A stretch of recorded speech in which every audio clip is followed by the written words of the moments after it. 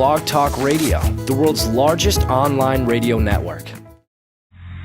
All right, everybody, welcome in. It's the Audible Live FootballGuys.com podcast. This is Gene Bramall. I'm sitting in for Cecil Lammey tonight, who's on assignment doing the Denver Broncos post-game show after their preseason game tonight on ESPN out in Denver. Bloom is in South Beach, Miami, by way of Belize. At least he's back in this hemisphere. But that means I get the host chair tonight, and that means only one thing. Okay, I'm gonna rise up, gonna kick a little ass, gonna kick some ass in the USA, gonna climb a mountain, gonna soar a flag, gonna fly on an eagle, I'm gonna kick some butt, I'm gonna drive a big truck, I'm gonna rule this world, I'm gonna kick some ass, I'm gonna rise up, I'm gonna kick a little ass, rock, flag, and eagle! You better believe it. I'm going to make that my theme song. Nothing against the Diggy Diggy Doctor intro that I've got for my segment when Cecil or Sig is in this chair, but that's kind of, I think, what was it? I'm going to get you, sucker. The movie with Keenan Ivory Wayans. Every superhero's got to have a theme song. I'm not calling myself a superhero, but I'm making that song mine. Football is back, everybody. I've got Matt Waldman with me, of course. We had 6 preseason games tonight, still ongoing, Matt. Peyton Manning's a Bronco. We've got replacement referees. T.O.'s got a job again. Chad Johnson, Ocho Cinco Johnson is back on Hard Knocks. Ryan Matthews, Michael Vick already dinged up. There's been a Twitter connection every minute. But Matt, Mr. RSP, I got to ask you. I saw Usain Bolt fly by the field tonight in the 100 to 200 meters. I'm sure you saw that as well. It looked like he was eating a sandwich, checking Twitter as he finished across the line there. He was doing push-ups like a defensive back today. And he caused a little bit of diva, wide receiver-like controversy by saying he didn't have any respect for Carl Lewis. He's saying he wants to try out, play soccer, okay? But I think he can be an elite edge rusher or maybe be the next Antonio Gates. Are we going to see Usain Bolt in your RSP publication next year? You think he's got a future in football? No, not at all. Not at all, Gene. I think that there's this thing. It's called catching, using your hands, having some sort of skill or technique. I don't think that he's really anybody that we would remotely consider as someone that I would watch. Honestly, I might blog about him, but there'd be nothing that would be available for me to watch, mainly because of the fact that he hasn't played a down of football. And he's dangerously close probably to be pulling a Rob Gronkowski and becoming a caricature of himself, or as we've seen from Ocho Cinco, who actually has gone way off the end of becoming a caricature of himself. So, no, certainly great speed. That's wonderful. But we've seen lots of track stars who have tried to do this and fail miserably, unless, of course, they have a football background. And unless I've missed something about what he does in Jamaica, other than play, football that the rest of the world considers football, I doubt it very seriously. Yeah, obviously I'm being a little bit facetious there, but it sure was fun to watch him come around the corner and then just struck watching him drop to the ground and do push-ups there like a defensive back might do. Interesting to think about. We had a similar discussion on LeBron James last year. Sprinters, basketball players, certainly some of these guys can transition to a different sport, but we may hear some folks talk about that. That's not something that we're going to see. So preseason, obviously in full swing. Football guys here, we're a year-round deal. We're pretty much cruising speed right now. All sorts of stuff going on. Cecil and Sig aren't here tonight, but they're close to wrapping up all 32 teams on their preseason watch list.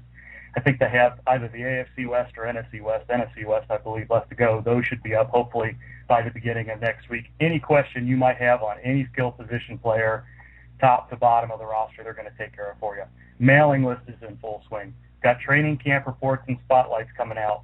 Lots and lots on a weekly basis. The interactive magazine is being continually updated. Our subscriber contest is live, and if you're interested in high-stakes draft, we got the Football Guys FBC drafts already starting. If that's not enough for you, the boys, David and Joe, have struck up a really cool partnership with FanDuel. And if you don't know what FanDuel is, it's basically a daily fantasy football game where you can reset your roster with any contest you choose. You can play one-on-one, you can enter larger contests. But Football Guys has entered into a partnership with FanDuel by which if you open a new account with FanDuel and put $25 in your account to play with their contest, you're going to get a free 2012 Football Guys prescription from the good doctor there if you like. and $10 in bonus money as well. So that's almost a little bit over $60 worth of value for just $25. If you're already a Football Guys subscriber but new to FanDuel, you can still take advantage of this offer, and we'll add on another year to your subscription. So it's pretty much a no-brainer. If you're interested in all those things we just talked about, some free, some are not. If you're interested in an insider subscription, not a better time to take advantage of it. And there's more. David Dodds today announced in our Shark Pool that there's going to be something called the Football Guys FanDuel Championship this year. If you're signing up through Football Guys, through FanDuel, we're going to have a 15-week weekly tourney this year and offer $2,000 in prizes each week, and put the top 2 finishers from each of those 15 weeks into a 30-person Week 16 championship week, where you'll have a chance for $45,000 in prizes and a total of $15K to the winner. The 30th finisher is going to get $500. So you make that tournament, you get $500. First 2 weeks are going to be a free roll. Make sure you get in those. The following weeks there'll be a small buy-in, somewhere between $1 and $25. Can't get much better than that. So keep an eye out for that. There's plenty of details on the front page of our website. Take a look at that if you haven't gotten the subscription yet and you're interested. Now, do have a special guest tonight. Certainly Matt and I are going to be here all night long. Cecil and Sig will be back next week, hopefully. But I want to bring in a good friend of ours, good friend of mine. Without him, I probably would not be at Football Guys. Red Eye Sports represent. We're going to have Bob Henry with us tonight. Bob does lots of things for Football Guys. He writes our weekly in-season sleeper article that's extremely popular. He's a key member of our projections crew. That pretty much drives the Dominator tools, My Football Guys, Rate My Team functions. He's got his fingers in that. This time of year, though, he's responsible for one of the most ambitious things we do, our training camp reports. First one's out this week. It's free. It's over 40 pages long. I think I put it into a Word document, and it said there were 40,000 words in it. He gets some help from some of us out there as well, but I know he goes cross-eyed doing a lot of the writing and editing. So, Bob, welcome in. This is your first time here in a while. I think it's been a long time. Have you been on the live show before? Show before. Can you hear me? Yeah, I can hear you, Bob. Okay, good. No, I it's probably been a few years since I've been on here with Cecil and Sigmund, and I think Matt, you might have been on one of those too. Well, that's good to Very have you well with us. could have been. Why I'm don't glad you, to have you. Yeah, take some time and tell us a little bit about what the camp reports are all about, how they got started, what we can find in them. Well, I just got started back in one of those Vegas retreats, I believe, as an idea. Something that Joe and David wanted to do that we hadn't done before, which is really get some in detail, and we do that, analysis and updates from all around the 32 teams and their training camps, practice reports, all that kind of stuff. So we break down all the positions, all the fantasy skill positions, obviously, as well as defense, and our own Mike Herman really gets into the special teams like nobody else can. And, we do it once a week throughout August, and we're doing 4 of them this year. And they range from 35 to 40 pages long, so you pretty much get everything from updates on training camp battles to guys that are fringe dynasty players at all the skill positions and so forth. And so anybody that's in even IDP leagues or dynasty leagues or just redraft leagues, there's certainly something there for you. I know Matt's going to have a lot of questions for you, Bob, but why don't you get us started by talking about a couple of tidbits from last week's report that caught your eye, something that maybe wasn't as visible in some of the beat writer reports, something that we found with a little deep digging that everybody does there. Oh, boy. I hate those questions. I don't know. I can't think of anything off the top of my head other than, there's certain players that tend to stand out, and, sometimes it's just a matter of kind of a meteor across the sky where guys flash in the preseason, and then they flame out and don't really do much. And other guys, take it to another level and continue doing it during the season, like Denarius Moore did last year. I think one of them, and this is probably no groundbreaking analysis or anything like that, but one that really caught my eye from a humor standpoint, was up in Seattle, where our favorite rookie up there, Robert Turman, who's getting a lot of attention, obviously, with the Marshawn Lynch situation with the DUI and whatnot. He's already earned himself 2 nicknames, so I don't know if you guys have heard those, but one is the Terminator, and the other is the Sea-Hulk. So any kid that comes in the first camp and earns two nicknames like that, you got to kind of tip your hat to.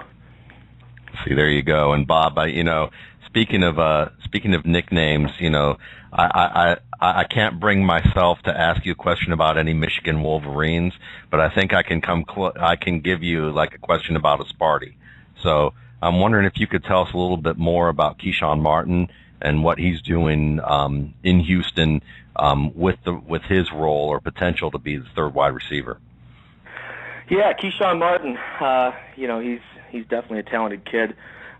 Sure gave Michigan fits whenever we played him, but he's come in. He's kind of flown a little bit under the radar. We've heard a lot about Gene, not Gene Bramble, but Lester Gene, and even DeVere Posey from Ohio State. But Keyshawn Martin is a little bit of a diminutive guy, a slot guy for sure. But Michigan State featured him all over the place. They ran a lot of end arounds to him. They threw a lot of stuff in the slot, special teams, real dynamic player. I think when we were in Knoxville earlier this year, Gene, you and I were discussing him, and I told you he kind of reminded me a lot of Antonio Brown from Pittsburgh, just in terms of what he can do and after the catch kind of stuff. So it shouldn't be a huge surprise. He's come in and he's competing for the slot role there, number 3 receiver in Houston. But the thing that I think is really good to hear is the coach is talking about his professionalism, his consistency, and how hard he's working, and he brings it every day. And you don't always get that from rookies. So sometimes they come and they go, and they get camp legs and things like that. But so far so good for Keyshawn Martin. He's got a real chance to win the job there, and have at least some sort of relevance in deeper leagues. Yeah, I think it's going to be interesting to see if Keyshawn Martin is good as he is early advertised anyway, whether or not the Texans may have a viable second option at the wide receiver position, knowing he's going to play in the slot, and that Lester Gene has looked good a little bit already as well. But I think it'll be very interesting to see if that's the type of player that maybe takes over some of the targets that Owen Daniels had been responsible for. Not necessarily some of the outlet things that we'll still see with Arian Foster, but I think Keyshawn Martin could develop into something, if not this year, then certainly in the future. Bob, we know you're up in Detroit, Lions fan, certainly a lot of issues surrounding the running back position. What started out as earlier in the preseason, or in the off-season rather, something that looked like a very deep depth chart with Javid Best and Mikel LaSure, Kevin Smith around, and Joique Bell, we've talked about a little bit, has sort of come apart at the seams, which isn't entirely unexpected given the durability questions that their top 3 backs have there. Don't know when Javid Best is going to be back. Mikel LaSure may be back from his hamstring issue soon, but he's fallen behind a little bit early in camp. Looks like we expect Kevin Smith to get the opening weekend job, but Joique Bell is in the mix as well. How have your projections changed as the Best injury news has come out, as LaSure has started slow? How do you see this breaking down in the first couple of weeks, and then when LaSure comes back? Yeah, the projections have been a tricky thing there. I'm a huge Javid Best fan. I love his talent. I think everybody does. He's a dynamic player. But I'll be honest, when I put my first couple of sets of projections out there, I couldn't honestly project him for more than 6 to 8 games. Just knowing how fragile, the whole concussion thing is. And, obviously he's had a lot of problems with it going back to his Cal days where he probably got his worst concussion. And I'm sure a lot of people have seen that video. But, as the summer rolled around, I came around and I started getting more enamored with his talent. There's a lot of kind of trickle of seemed like good news. He's going to be ready. And then right as camp was breaking, Martin Mayhew basically said it's a week-to-week thing, and, he doesn't know what it's going to be. So at that point, it was like, I don't know if I can really honestly project him for even 14 games, even if I was an eternal optimist. So what I kind of did is I slowly crept him up over the summer, and then I came back to my original gut instinct, and I think just the one I turned in this last week, I've put him down to even around 6 to 8 games. So, he might not even play. Who knows? I don't think anybody knows, and that's the problem. You can't really invest anything higher than a late-round flyer pick in a guy like that. But that being said, when we were doing the original sets of projections, Mikel LaSure was coming along from his Achilles injury last year and seemed to be progressing well. And the prevailing thought was that he'd be ready at some time in camp. And then, of course, he has been practicing some in camp, but then he's had some slight setbacks and so forth, so he hasn't been practicing lately. And then, of course, the steady rise of Kevin Smith, going back to last year when he came off the street and blew up and was a priority free agent in everybody's league pretty much. And, he played all the way through the year. It looks like going to the season, Kevin Smith's going to get every opportunity to be the guy, at least early. LaShore's going to be suspended, obviously. Best, who knows if he'll be on the field. And, I don't know if Joyke Bell will get on the field or not. The Lions have actually been giving Stephon Logan a lot of reps in practice at running back. He's a pretty dynamic receiver. I'm sorry, return man, but he has played a lot of receiver. And in the past few years, he's received a couple handoffs here or there, and the Lions seem pretty committed to giving, Burleson the end arounds once or twice a game. But I think we're definitely going to see Kevin Smith early in the year get a pretty healthy amount of carries and catches. They like to feature their running backs in the passing game, and who knows? 3 or 4 games in, as fragile as all 3 of those running backs have been in the past, maybe we'll see Stephon Logan. I doubt it, but you never know. Bob, for folks who are out here and new to the Audible and new to football guys, Cecil, Sigmund, Gene, and then to a much lesser extent myself, seem to be kind of the ambassadors on with podcasts. But when it comes to the guts of what goes on with football guys, people like Bob Henry and what he does with the content, as Gene referred to, Bob and Clayton Gray and Jason Wood and a host of other people. These are guys that really make this stuff go, and Bob is such a great resource of information. You need to definitely follow him at Bob Henry on Twitter, especially in season with his work with sleepers. And speaking of guys who are potential sleepers, a couple that could be the case when you talk about injury are, you have Darren McFadden, who seems to be, he's universally the great talent who just can't seem to stay healthy. So now you're looking at Mike Goodson and Taiwan Jones as potential guys that might end up seeing extended time if DMC ends up, basically in the ICU for, fantasy football owners. So can you tell us a little bit more about Goodson and Taiwan Jones and what you're thinking there about these guys? Yeah, well, the Raiders fans would be super happy if they don't have to give too many carries to Gooden or Jones this year, because that would certainly mean that McFadden would have his first full season in the NFL. But as we know, the backup for the Raiders is one of the more popular I wouldn't even say handcuffs, but speculative late-round picks even in fantasy leagues, just because of McFadden's inability to stay healthy. So Taiwan Jones came into the season, obviously, super speed guy, all sorts of talent there. A lot of questions about whether or not he'd be able to handle the job with a lot of carries or do it in volume. And there's been rumors of Cedric Benson interest, but they acquired Mike Goodson in the offseason, and Mike Goodson has been productive in the past with Carolina. He's a little bit bigger, obviously, than Taiwan. But, the problem right now that we have in camp is if you're going to speculate on one of them, you're really, truly going to have to speculate, because Taiwan Jones has missed several practices, and Goodson just had his bell rung in camp and had a concussion, so he's out right now. The reports are encouraging. It doesn't sound like it's anything serious, but again, with the NFL sensitivity around concussions, you never know. But this one certainly doesn't look like it's going to be a problem. But the problem is that neither one of them has really emerged. Jones was getting more of the reps early. Goodson started to really come on, and then, of course, he got hurt. So right now you don't really have a clear picture of who that handcuff is going to be. If I had to put money on it, I'd probably say it would be Goodson.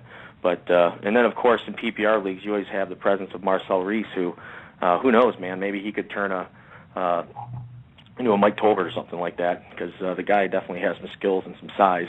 And if the Raiders get too thin in the backfield, maybe they would turn to somebody like that to give him the ball a little bit more.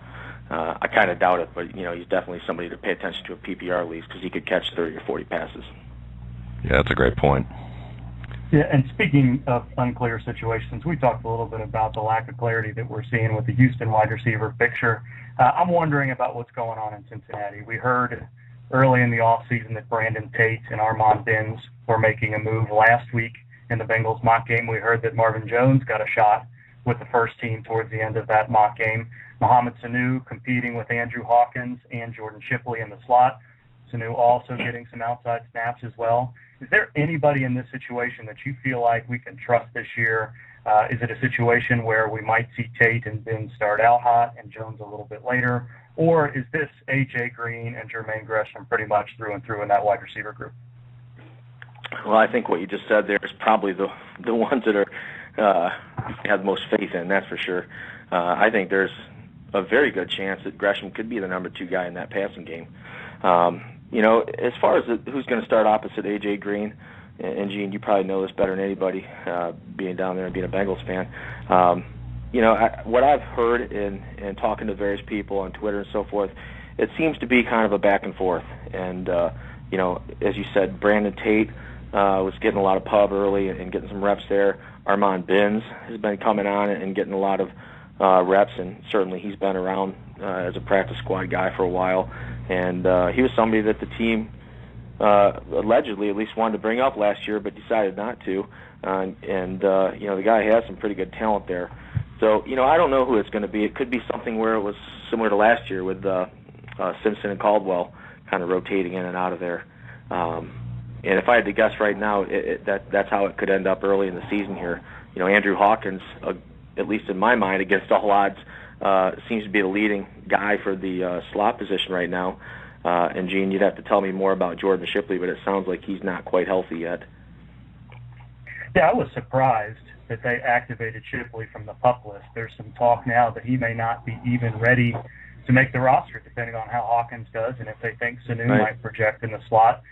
They've got kick returners, they've got punt returners. There may not be a slot on the roster for Shipley, and it just doesn't make any sense. If he wasn't quite ready to get back yet, they liked him. He looked good running those arrow routes. He's not quite Wes Welker, but he's got that type of potential in this offense as an underneath receiver who can help them move the chains on third down. It just doesn't make a whole lot of sense for them to try to push them back.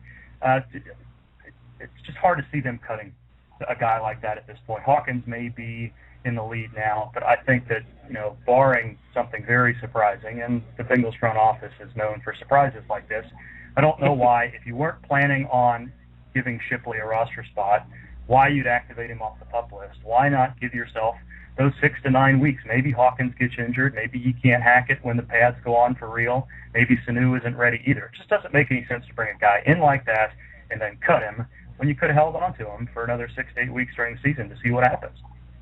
Yeah, and going back to the draft, I really thought that we'd see more of Sanu and Marvin Jones in there. Marvin Jones seemed to be a real nice sleeper. I know he went later in the draft than probably a lot of people expected after he had some good workouts and really seemed to have all the measurables and stuff like that.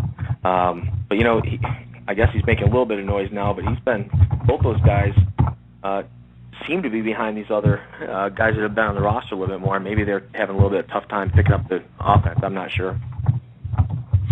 Bob, one of the things that I would be interested in finding out from you is, with this terrific training camp report that you have available, it would be great to hear from our perspective what you're looking for that you feel like is not only just newsworthy that you put in there, because when you read it, it's obviously there's some obvious things in there that everyone's looking for you to put in. But at the same time, can you talk a little bit about things that you look for that say this is really important to for fantasy owners to take note of, and this is something to be a little bit more leery about? Boy, that's a good question, Matt. Training camp is at the height of of all sorts of noise and information, right? So you got to kind of know what to look for just in terms of separating the wheat from the chaff, right? I look for quotes and stuff like that. I think it's nice to get a lot of insight from beat writers and guys that are there seeing stuff. They provide a lot of great information. but you got to kind of pay attention to the sources a little bit, and things. I mean, people know this, especially all around the pre-draft hype and all that kind of stuff.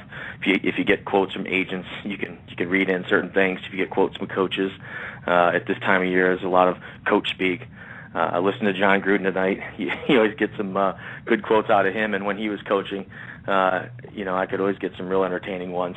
But same thing like John Gruden. He seems to love everybody, and there's a lot of coaches like that talk up a lot of players, and so you got to kind of base that a little bit. And it's easy to get carried away with the preseason hype. And I think one thing that I would urge people to do is have a real good set of rankings or idea of who you like and kind of a draft strategy. And when you get into August, just look for things that validate what you're looking at and what you're thinking about, but don't use it to make wholesale changes to move people up and down, because it's hard sometimes to separate what's real newsworthy or what's going to help you from a fantasy perspective, and certainly don't get caught up in the stats or numbers that you see in preseason games. You got to pay attention if you're going against a second or third string, did it happen in the first half, first quarter, that kind of stuff. Well, definitely, that's excellent. Let's talk a little bit more about the Indianapolis situation. And I'm curious, again, going back to the running back deal here, and also the tight ends. I think, the more we hear and see what the beat writers have to say about Dwayne Allen, it sounds like he may have a bigger role in that offense than we suspect. We're hearing now that Vic Ballard might be a threat to get some carries in addition to Lon Carter, instead of what we had expected with Donald Brown, who was getting some early buzz in June in the offseason there. How do you see it? Are we likely to see Dwayne Allen and Vic Ballard have impacts in this offense, or is this really a situation where Luck is likely to rely on Fleener and we're going to see a lot of Donald Brown? I think we'll see both Fleener and Allen, to be honest with you. The thing I like about Allen, and what he's getting a lot of run on right now, is the fact that he is quite versatile, and they can do a lot of things with him. He's your classic move tight end, like an Aaron Hernandez, and how he can be used, not necessarily as a talent comparison. And Kobe Fleener's a guy that could really do some stuff, from the inline tight end position. And as you said, he has that rapport already with Luck going back to Stanford. So, I think both those guys could really be players that the team leans on, at least in some ways. And as we know, young quarterbacks tend to look for that check down or those tight ends as safety valves. But Vic Ballard is an interesting guy because, and again, going back to your question, Matt, this is always a fun one. Coaches are required by the league to put out their first depth chart, which they just did over the last 4 or 5 days or so. And you see coaches a lot of time make, I guess you could just say, make points with their depth chart. Some of them may be true, some of them may be just more motivational factors. And that's what we're trying to figure out with Indianapolis right now. So we don't have a lot of history with their coach yet. We don't really know his style too well. But the initial depth chart came out, and Ballard was second. I'm sorry, he was third. Mewaldy Moore was second, and DeLone Carter was fourth. So, I don't know if he's been fumbling in camp. I haven't read that or heard that. But apparently, this coaching staff, which didn't draft him, is certainly going to make him earn a spot, which is probably a good thing anyway. But I haven't heard any bad things about Donald Brown. He seems to be rounding into shape as he did last year. I'll be the first to admit I was pretty much ready to move on from him. I was never a big fan of his talent, but he did show me something last year and ran pretty well when he had the opportunities and put up some pretty productive games. And looks like he's going to get every chance to be the guy there, at least from what I'm seeing. But I wouldn't be surprised at all to see Vic Ballard earn a role in there. I'm a fan of any back that's productive in the SEC. They tend to do good things in the NFL when given the opportunity.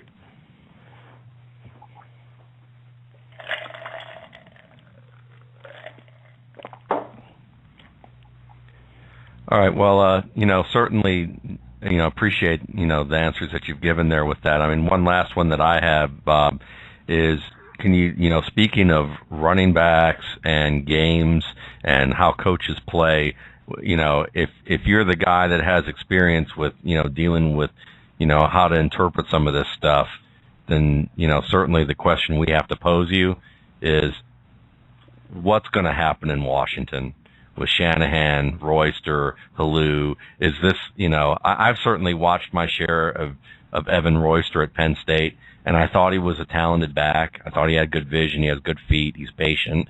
He can do everything pretty well, but I didn't see him do anything great. And, Shanahan's talking him up like, he has the potential to be a top-tier starter in this league, at least in the top third of running backs in this league, at least from what you're hearing in training camp. Now, it could be said that Royster came in as a senior and was too heavy, and he bulked up in preparation for the NFL, and Joe Paterno told him to lose weight, and he didn't agree with Paterno, thought that he needed to keep the weight added, and he had a disappointing senior season, which ended up, costing him on draft day. So I was wondering if you could talk a little bit about, Royster and what you're hearing, as well as just the whole dynamic with Mike Shanahan. I mean, I joke around, seems like every week, about, using the whole donut story that he asks all the, running backs, to bring in some donuts, and, whoever guesses the right flavor gets to start, and who doesn't goes down to the bottom of the depth chart until the following week, when he then asks them to bring in the right donuts, and of course he switches the flavors. So I'm wondering if he's moved on to ice cream, or maybe he's going on, or he's going to, be kind of consistent and in his older age, and maybe kind of just stick to one flavor. I doubt that's going to happen. I think he's pretty much a variety guy. He goes in and orders 12 and give me whatever you got. Who knows what's going to happen with Mike Shanahan. He tends to, as you say, pick a different donut each week. And who knows, maybe he'll even re-sign Ryan Terrain and play him week 1. Who knows? But with Evan Royster, you hit on a lot of things that I've felt too. As you said, I'm a Michigan fan. I watch a lot of Michigan football, and watching Royster as a young running back at Penn State, the first couple of times I saw him, I was like, wow, that guy's going to be a good running back in the NFL. Just a real playmaker, and just good all around running back. Now, the shine came off him. As you said, he's got to be a senior, and any sort of NFL draft buzz he had died off by then, and he was really not considered to be an elite talent by any means. But that doesn't mean anything to Shanahan, as we know.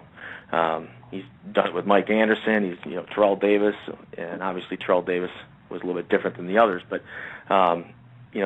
he has proven over and over that he doesn't really care when a back was drafted or what his contract is. And whatever his whim is of the week, he'll go with it. But I think there's some legs to Evan Royster. I think he's a pretty solid running back. I think both he and Kyle Shanahan think of him as a more complete back, or at least maybe more capable on the early downs.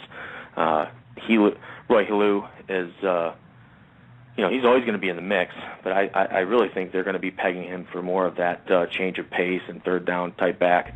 And then you got Hightower, who is officially first on the depth chart, hasn't been practicing.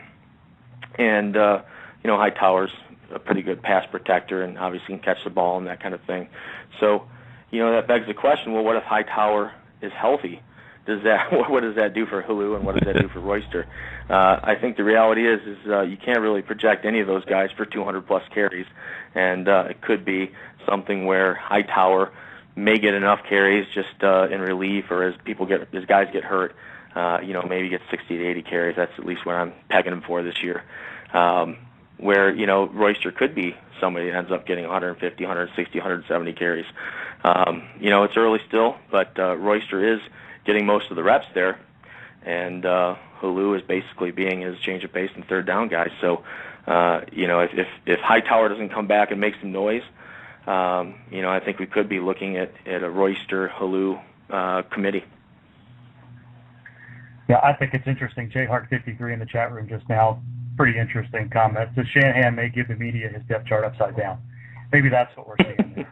By the way, guys, for the first half an hour, I'm sorry if you heard me typing in the background answering questions in the chat room. Been having some issues with Google Chrome last week. I could not hear the show at all. This week, apparently, my keyboard is going directly into my mic, even though when I have it muted off the background. So, Five-ish and Chaos and all you guys in the chat room, I'm going to leave you to your own devices so we don't have any extra sounds there. Bob, one more question before we let you go on. Really appreciate your time tonight. And we're going to talk a little bit more about Trent Richardson here in a second when we get into the injury discussion. But we had heard a lot of buzz already surrounding Montario Hardesty and Brown's camp, the suggestion being that possibly an infection in that joint that was healing from an ACL may have slowed him down last year. All the suggestion is that he's quicker, moving very well, a threat maybe to start stealing some series from Richardson even before Richardson began having troubles with his knee. Are you buying into Hardesty? Is it a situation now where there's really no other choice? Brandon Jackson is there, but it seems like his star is waning and waning and waning as we go through the summer. Is Hardesty a guy that you're going to move up through your projections? Is he a guy that you can trust to stay healthy through the year? What are your thoughts on Hardesty this year? It's a timely thing. I was just looking at him last night, actually. As you said, the buzz is around the infection that he had and that he wasn't quite right last year. And, I don't really know what to think there. I've always thought Hardesty is a pretty decent talent overall and somebody that could probably at least have some, productive run in a fantasy sense. The thing that concerns me with him is that he's never been really overly durable. And, Cleveland seems to be kind of jinxed in as far as their high draft picks and stuff like that. So it is pretty worrisome that Richardson, had to have this procedure today. Overall, I don't think it's probably a big deal. But as you talked about in your column, either yesterday or today, is that, anytime you go in there and clean up cartilage or meniscus and stuff like that, and Lord knows I've had it done twice myself, it can be a very minor deal, or it can be a very minor deal that can be a big nag on you and hold you back. So, if Richardson, let's just say right now, he's 65 to 70% chance that he'll be good to go week one. I think there is a real possibility that Hardesty could eat into his weekly touches. I think Richardson's still going to be the guy. He might have a lighter load earlier in the season as he, comes back to 100% following this little procedure. But I did move up Hardesty, and I can't, off the top of my head, I don't know exactly what I had him at. But, I added another 20 or 30 carries for him and, maybe another touchdown or two. Just not sure exactly, what was going to happen with Richardson yet. But as of today, obviously, the news came out. He did have the procedure, and everything seemed to be pretty much as the coaching staff was saying, trying to talk it down a little bit, like it's not a big deal. So, I think you got to be a little bit optimistic with Hardesty, and certainly if you have Richardson, Hardesty would be the handcuff to have, because I have no faith in Brandon Jackson doing anything. Yeah, neither do I. Bob, thanks very much for your time tonight. We'll let you go back and watch some of the preseason games and get started on next week's training camp report. Remember, guys, this week's training camp report is free, almost 40 pages of content, lots more where Bob Henry came from there. Bob, we're going to have you on again. Thanks for coming on tonight. Thanks, guys. Have a good one. All right, and Matt, let's get back to the Trent Richardson situation. And I think, what originally was termed not a big deal from a source in the Browns organization became a visit to Dr. Andrews, became a possible surgery, became a surgery. And a surgery, the second surgery in, I think, maybe 8 months since February now, 6 or 7 months, since another procedure on his meniscus. So I traded some tweets with Chris Mortensen last night. My initial read of the hangnail situation that was reported was that he may have had another injury to the meniscus. Now, it may not have been in the same spot in the meniscus, but that it was a little bit more likely to be a meniscus injury, but something small and something that, as we later would come to find out, would only be a 2 or 3 week thing. Mortensen said pretty definitively that this isn't a meniscus injury, and then we heard from Mary Kay Cabot of the Cleveland Reindeer a little bit later that it was indeed a cartilage particle. And there's a couple of different types of tissue in the knee, one being the meniscus, a little bit of a cushioning, not truly cartilage tissue, but something that cushions the cartilage that overlies the bone, the big thigh bone and the bone and the shin bone in the lower leg as well. It cushions a very hard type of cartilage called articular cartilage. And the implication here is that cartilage has been chipped or nicked a little bit, and there's a very hard piece that acts very much like a hangnail in that joint and irritating the joint. And we heard Mortensen report that this was a proactive situation, that it probably wasn't a huge concern, but I think the deal here is that anytime you have some irritation in that cartilage tissue, the inflammation, the irritation, the swelling that's associated with that can damage some of the surrounding tissue. And I think that's why they're being proactive about this. It may be a very small finding on the MRI, may be a very small, minor cleanup procedure, so to speak, as they take that particle out. But I think, as Bob just hinted there, this is an interesting situation. Whenever you're dealing with that articular cartilage, when you remove that cartilage isn't going to grow back. Not to say that that fragment or that particle is so large that Richardson is on the verge of dealing with a bone-on-bone condition, or if it is that bone-on-bone condition could be something that hinders him in the long term. But 2 surgeries on the same knee, albeit mild, certainly puts you worried about him maybe a little bit more in the long term. I do think the 2 to 3 week rehab estimate is reasonable. Whether or not he makes it back that quickly remains to be seen. I think there's every reason to expect that we will not see Richardson in the preseason, although possibly a carry or 2 in that 4th preseason game just to get his feet wet, so to speak. But hopefully he'll be back for week 1, week 2. If he recovers that quickly and he doesn't have any cascade conditioning type injuries that we so often talk about as these guys try to recover in that first week and ramp up quickly to get ready to play, then I think there's reason to expect that he can be the back that we were expecting. But Matt, I'm curious what you think, where you would put his current value in redraft leagues based on this. Would you let him slide another couple of rounds, another couple of tiers, and whether or not you think the gap might be narrowing for those guys and gals that are having late rookie drafts? Is he still far and away the top rookie back in these rookie drafts, or do you see the gap closing significantly enough between him and, say, Doug Martin or Andrew Luck that you might consider one of those guys as your number 1 overall pick? That's a great question, Gene. I mean, I think that when I look at rookie drafts in general, even as far back as January or February, I felt like that Richardson may be the top player in drafts, but not by as much of a margin as you would think when you have Luck and Robert Griffin right on his heels. And depending on the league that you're in, I actually look at dynasty drafts and feel like that you want to look for anchor positions. That's what I call them, positions that you know that if you get a stud at that position, you're going to be able to have them for the long haul. And for me, I think one of the best strategies to take in a dynasty league is to get a potential elite quarterback, a potential elite tight end, and a potential elite receiver over the elite running back. And the reason being is that it's harder to get an elite quarterback. It's usually harder to get an elite tight end, and these are 2 positions that tend to have, 5, 6, 7 years of top 5 production when you land them. Think about Antonio Gates, Tony Gonzalez, even Todd Heap before he got hurt was pretty consistent. Jason Witten was pretty consistent. Algie Crumpler.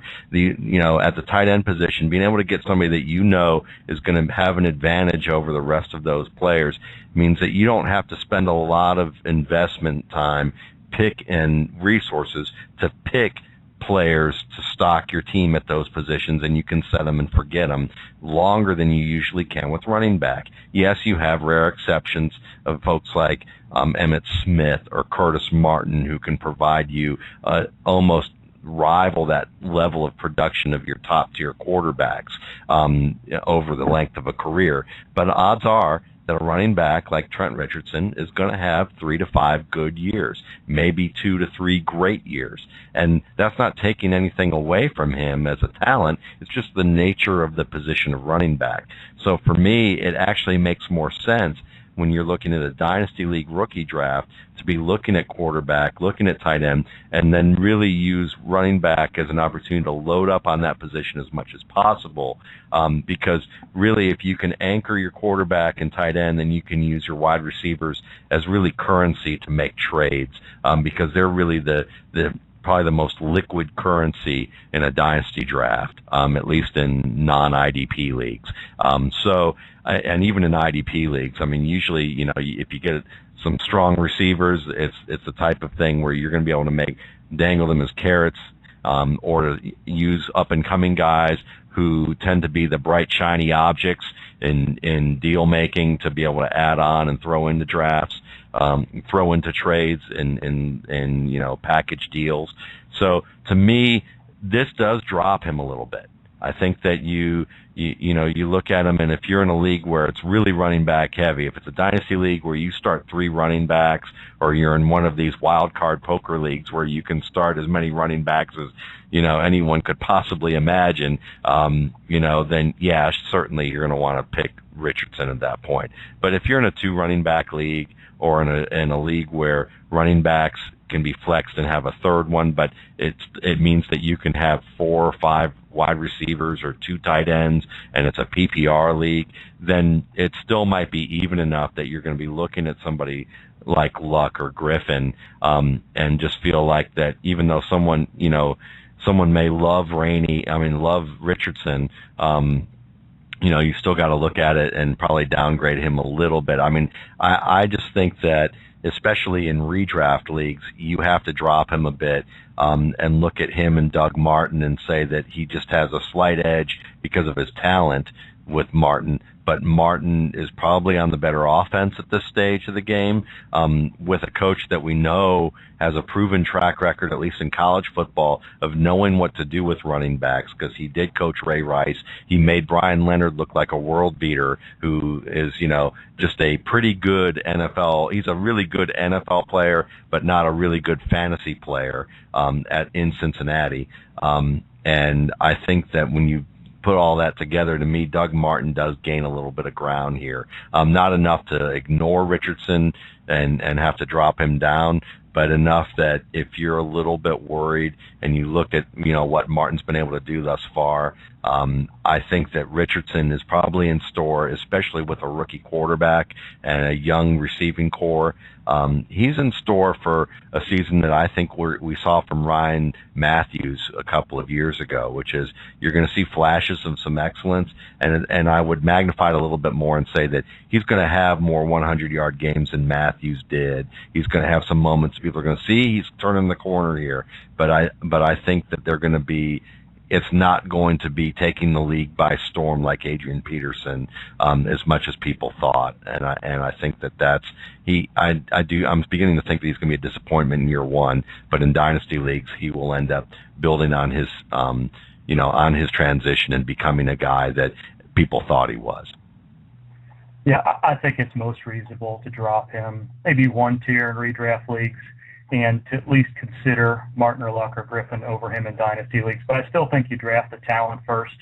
I haven't heard anything so specific in these reports that makes me think that we're going to end up dealing with a situation closer to Beanie Wells than, say, an MJD type deal with how his knee will progress there. I wanted to ask, we got Bob's thoughts on Montario Hardesty. I wanted to come at this from a different perspective with you, and then if you've got injury stuff that you want to run by me, we'll do that as well. I'll put you in Cecil's chair for a bit and let you ask me a couple of questions. But I think I agree with Bob in that I'm a little bit reluctant to buy into Hardesty, but I wonder if Richardson starts slow and Hardesty carries over this strong start through a few preseason games and maybe even into the first or second week of the season. Is he a guy that you would recommend definitely selling high on, not being a fan of his talent, or is it possible that we could see enough from him that he's a guy that you may want to hold on to in the hopes that, not that he turns into a Michael Turner or a Darren Sproles or somebody like that, but in the hopes that he ends up in a situation in 2013 or beyond where he can be a running back too that you've acquired for the cost of nothing? Are you selling high on Hardesty if he starts out well, or are you holding tight? Oh, I'm holding tight with Rainey, mainly because with running back, again, if you got him cheaply, if you bought him low, I think that's where you have to start. If you're in a dynasty league and you bought him low because people gave up on him after his first couple seasons, then you hold tight on him, because he could very well end up being in that situation where he takes over, has a huge season, becomes a free agent and goes elsewhere, gets traded elsewhere, and has 4 or 6 great seasons. But I would say the conservative estimate here is I can understand the point of selling high. If you invested a high round pick, you bought the potential from what he was showing at Tennessee, especially his final season, and you feel like that this might be the best way to get rid of a liability, because you got to remember the injury history is a concern. I mean, you're talking about multiple knee surgeries here from a running back, and that's something that you have to really consider. Down the line here, you have to think about the fact that it's not a Michael Turner situation where he's just behind a great player and healthy. This is a guy that, was probably worse off than, say, Frank Gore was when it comes to injuries before he even got into the league. And that's something that I think can be a little bit of a concern, and realize this may be just one good year, but I'm not buying that he's going to have any stronger of a season than Trent Richardson would in this offense. I just think that really, this offense is going to be more of a limitation for the running backs. If Richardson can't have a good season, then I don't believe that, that Hardesty will either. But I do have to point out that even though they didn't have a great rushing offense last year, for the past couple of years with some pretty nondescript quarterbacks, you look at what Jerome Harrison did a few years ago, Peyton Hillis when he had his mind right and his health right. So the potential for these guys to be strong is there if they're healthy. So that's the way that I would kind of approach that. We've got a question from FDC Trumpet in the Shark Pool that I think dovetails into some of the things that we're talking about injury-wise. He gave us a long list of names and wanted to know how concerned you or I might be about folks that may be considered injury-prone in the past. We talked about MJD briefly already. Ryan Matthews has come up after he left after just one carry with some shoulder injury that we're not sure if it's severe at all. Chances are, from what we've seen so far, that it's not. And guys that have been coming off multiple injuries or severe injuries in the past. Guys like Demarius Thomas, Marcus Colston, Percy Harvin, even Hakeem Nicks. And I think that, the general thought process for him is, how do you decide when a guy is injury prone? Is there anybody on that list that you'd be a little bit more likely to drop down your rank list than others? And I always say the way I approach this is I tend to approach it injury to injury unless there's a clear history of something going on with the same muscle, the same joint, and a history where it may be 1 week where he plays great and the next week without any warning he's missing practices and possibly missing games with an injury. So, let's take Marcus Colston as an example. We know that he's got two pretty bad off knees, but he's a guy that despite multiple surgeries on those knees, when he plays, he's trustworthy, and he's not likely to miss a game in the middle of the season without warning. In other words, he doesn't come down with an issue mid-practice and then I'm missing 2 or 3 weeks.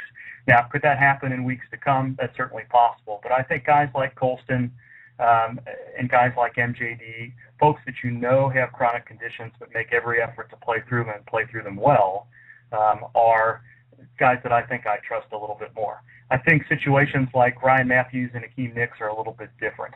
I'm not willing to bump them down my draft board simply because they've had injuries in the past. And I think particularly in Matthews' case, what we saw 2 years ago, where he seemed to be a guy that didn't necessarily want to play through pain, maybe missed a few more carries in series that we thought he shouldn't be as outside observers. We did not see that from him last year.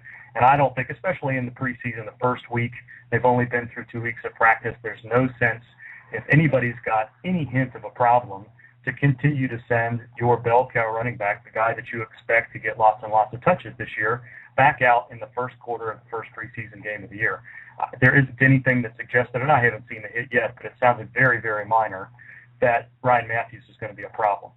If we find out differently, if he's not back by the third preseason week, then some of you guys who are drafting in late August probably want to bump him down your draft boards a little bit. But for now, he's still firmly in that top 4 elite tier of running backs for me.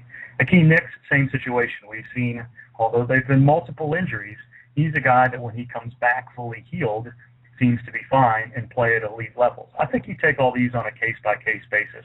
The same thing goes for Demaryius Thomas. We saw him recover from a pretty significant injury, the Achilles injury last year. Wouldn't bump him down either. The only guy on that list that bothers me a little bit is Miles Austin. And again, same thing goes for Austin as goes for Matthews. You have a guy who knows the offense well, has good chemistry with his quarterback. There's probably nothing for him to prove, not a whole lot of chemistry issues to work out in the early preseason. But it's concerning that it seems to be hamstring after hamstring after hamstring with him. And you have to wonder, is conditioning an issue? Is it something specific to his muscle tissue? Is this going to be something that lingers through the preseason? And will he ever be right for the season to start? And I think there's reason to expect that he can be. But of that list, he's the guy that I think fits that same injury, same area of the body, same level of concern. And especially with Des Bryant impressing as much as he is, I think he's the guy on that list that I might, and I have, kept a little bit lower on my tiers than you would ordinarily project just for that reason. Matt, have different thoughts on any of these players, somebody that you don't trust? We didn't talk about Adrian Peterson necessarily. I know that he's a guy that you've got a lot lower on your list based on injury, but I think the question here is guys that have had injuries in the past, the likelihood that they continue to get dinged up, where do you put them on your risk-reward profile?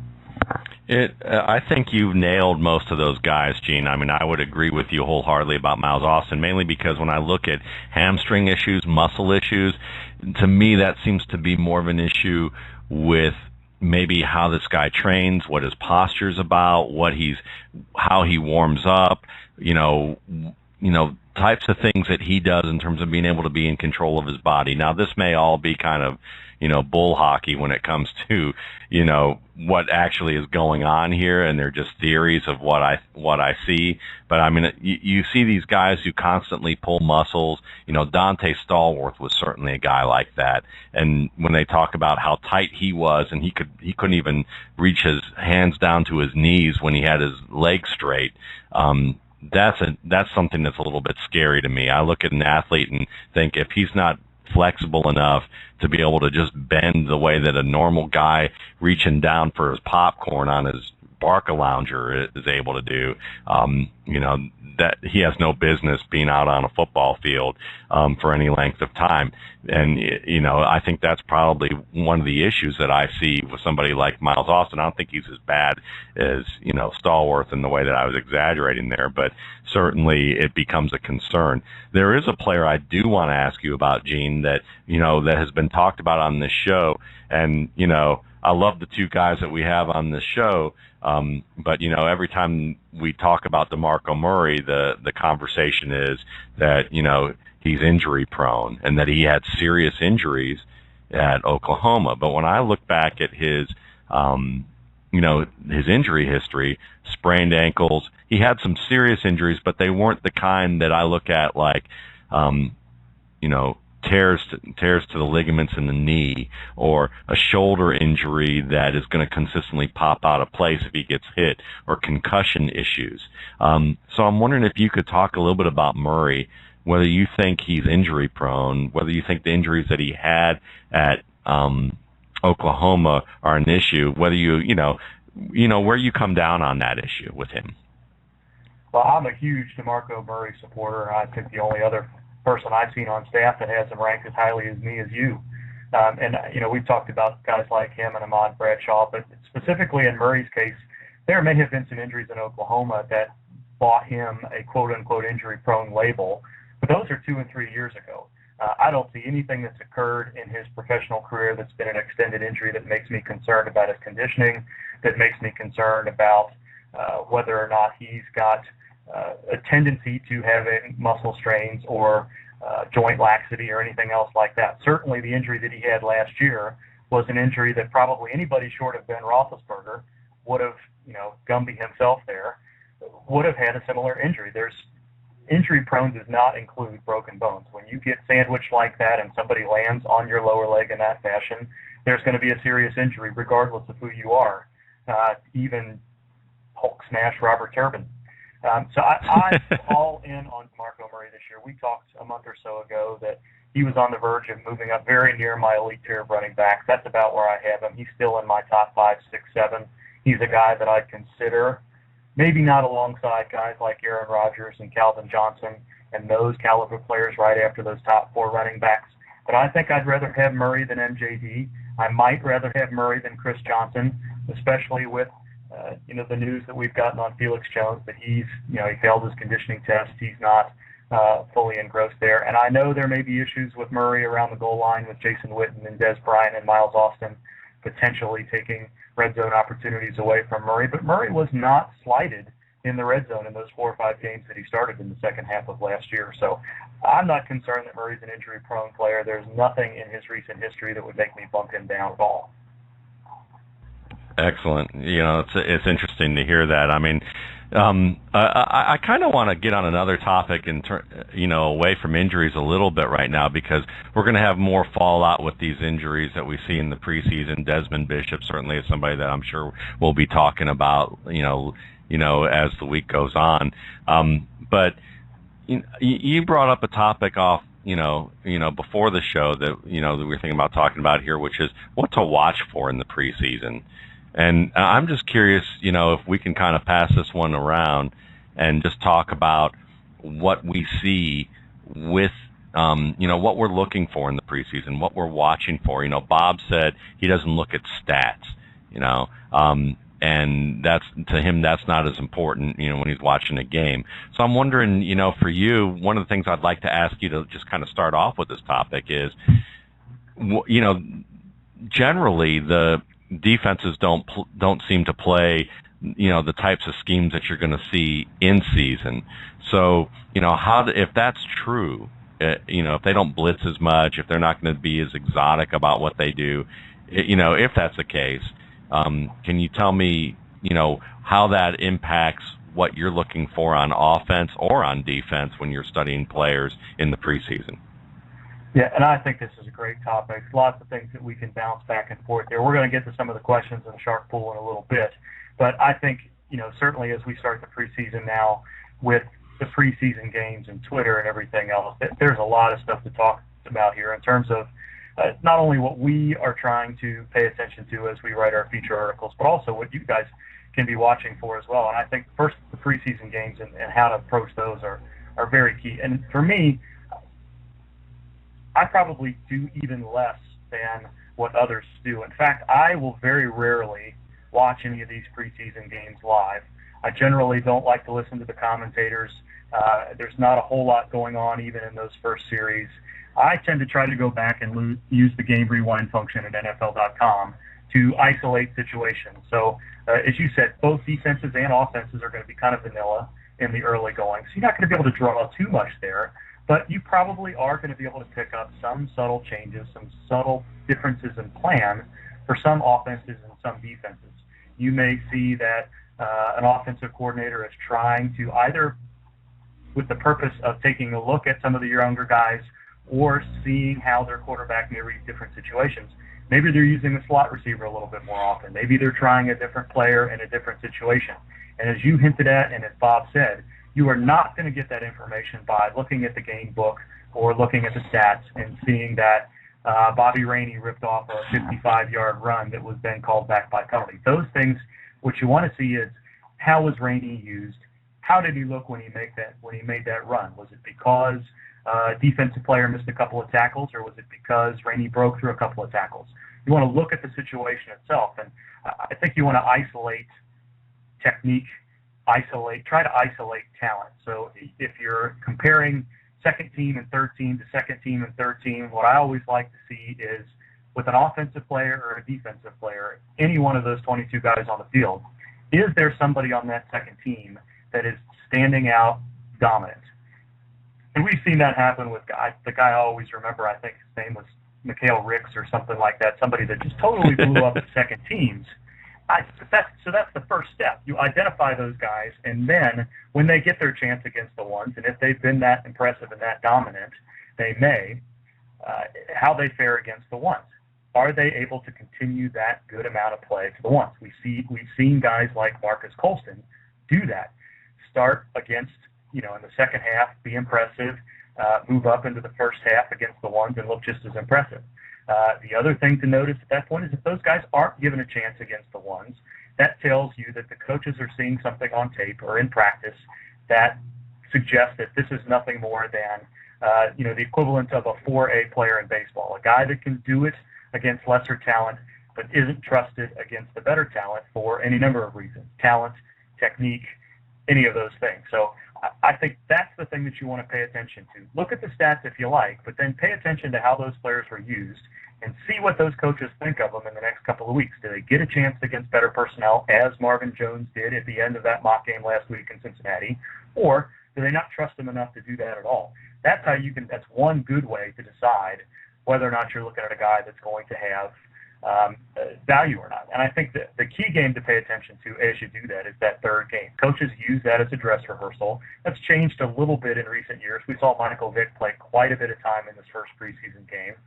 Sometimes they're trying to get some conditioning in their starters a little bit early. But generally, it's that third preseason game where they let guys cool down at halftime and then come back out and play that first series or two in the second half. That's primarily a conditioning issue, but that's the first extended look that we're going to get, vanilla offense, defense, or not. If you're seeing guys step up in that third game, that's the time to pay a little bit closer attention to them. Matt, how about you? Things that you think are meaningful in these games, is there a different way that you approach your preseason study? I think that those are all, you made some really great points there, and I'll add a couple of things just to kind of color your answers a bit. One of them about that third game and also trusting players, the level of trust that coaches have in players in terms of when they give them playing time and that type of thing, because there's some corollaries to that. One of the corollaries is that late round rookies or undrafted free agents get very few reps in most cases on a lot of teams. Now, you can bring up a Bill Belichick and say, well, Brandon Bolden's getting reps, and he wasn't a high round pick. If he was an undrafted guy, he's getting an opportunity. But those guys, that's an exception to the rule. You're going to find some of those, and you have to know the coaches. Do they have a history of giving undrafted free agents a bigger shot than others? I would say guys like Bill Parcells in the past definitely did that. I think Mike Shanahan with running backs, we've seen that over and over again. We certainly see that with Bill Belichick, who again is a Bill Parcells, disciple. So you can kind of start to, if you kind of know the history of what these coaches have done in the past, that can help you. But when you're looking at whether these guys get opportunities, sometimes they don't at all, and they end up being moved to another team because they didn't show enough. They didn't get a chance to. They didn't get a chance to get into a rhythm. Maybe they didn't get a chance to show much at practice. They got banged up. They're playing banged up because they know this is their only shot to make this team, and if they're in the training room, they're not going to make the team in the training room. So some of these things, you're going to see guys who are a little bit slower or not as, lacking the burst or the strength or the ability to do some of the things that they might do otherwise when they're, completely healthy. So what I'm getting at here is that if you see these telltale signs that Gene mentions, and I would say those are the first things you look for, then the second thing you need to ask yourself is this a player that I need to stay patient with, in terms of not necessarily holding them onto your roster and keeping them and hoping they get picked by another team, but keeping them on your lists when you are looking through free agents and monitoring players in the news to see where they've gone, where they've moved on next, if they've signed with another team, because those are the types of scenarios that you can build on and end up getting a player on the cheap who does you a world of good. Certainly, Bilal Powell is a great example of a player who didn't do much last year. We've talked about him for the past 3 weeks. He didn't do much at all, only had 14 carries. We didn't hear from anybody last year that he was banged up, but Rex Ryan said he was banged up last year, wasn't fully himself, also seemed a little bit lost in the transition there, but he wasn't. But the main thing that he said was that he just wasn't completely healthy. And when you have a back that's not able to do, physically what he is able to do, and he's learning a new offense, a new system, transitioning to the speed of the game, Now you're talking about someone who is going to be at least an extra step slower, if not more. So those are things that you want to take into account just so that you're not writing a player off too soon, or you can keep an eye on things and say, I've got 10 extra players I can add to my roster next spring.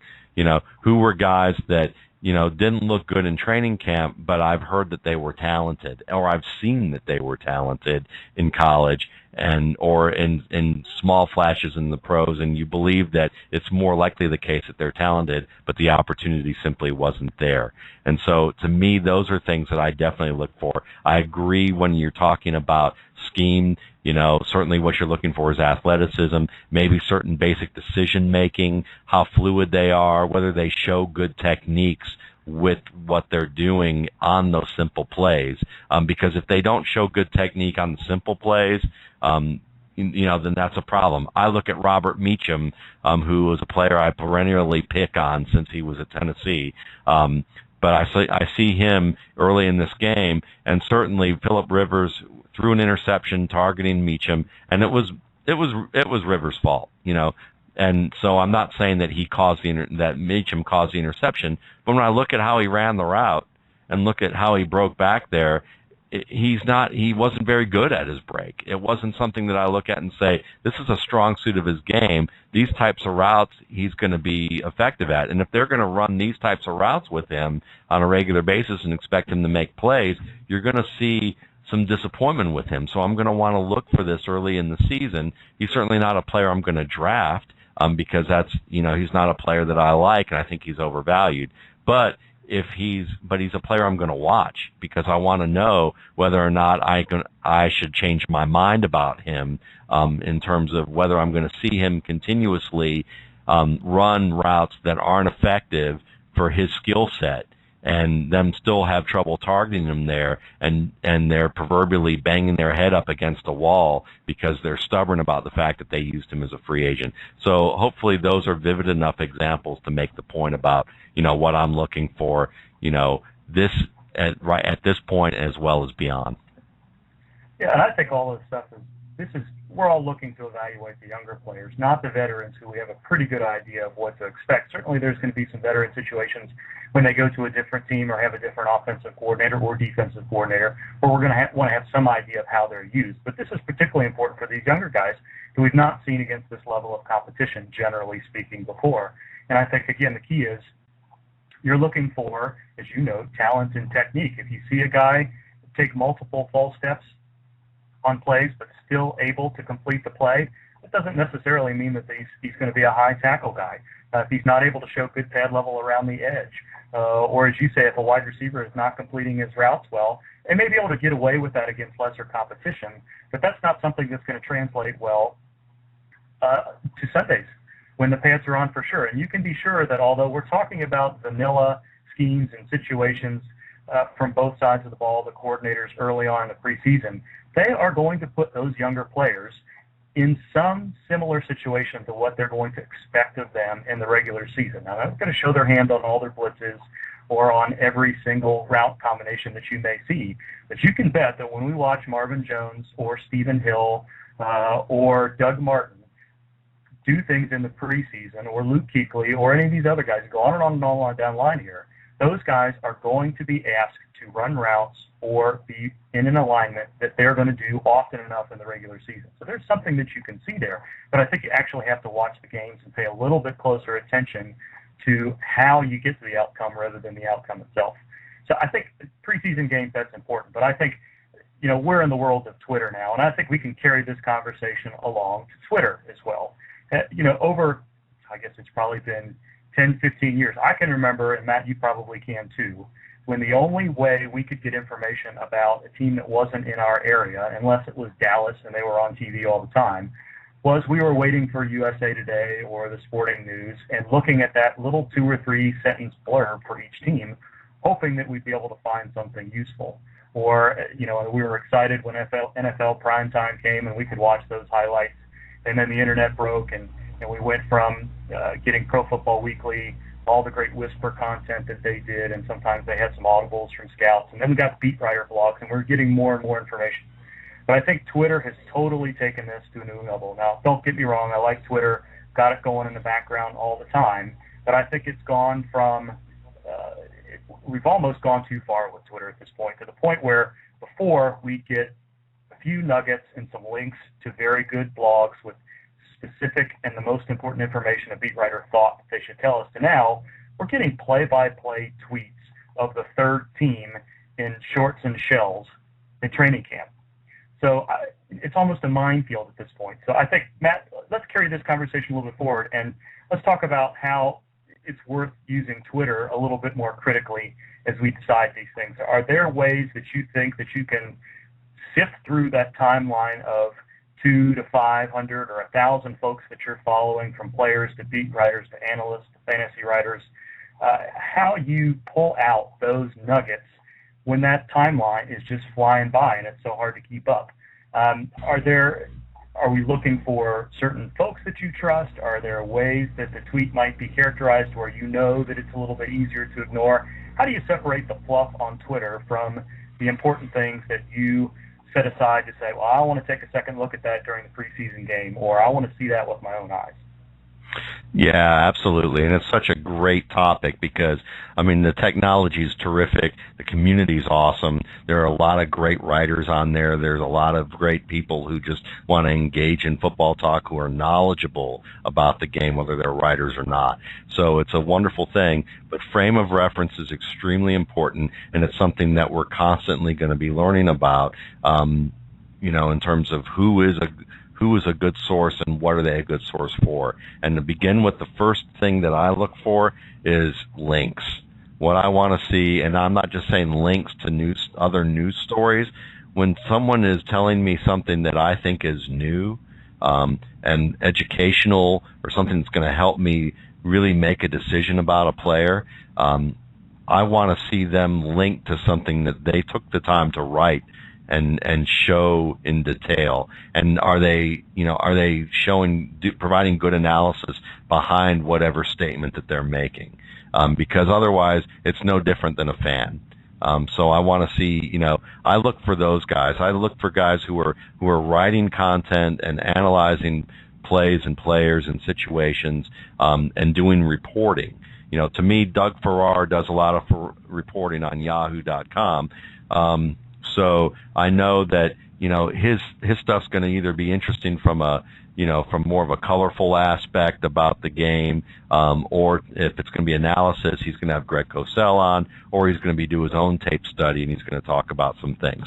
I look at somebody who is not nearly as well known as Doug Farrar, but offers great analysis for quarterbacks. And he's a draftbreakdown.com writer by the name of Eric Stoner. And if you're not following him, I would recommend you do, especially when it comes to analysis, play-by-play of quarterbacks on all 22 film. I read an analysis he did of Aaron Rodgers facing the Chiefs defense and talking about quarters coverage being disguised as cover two, and how that they were able to foil Aaron Rodgers in the Packers' only loss last year.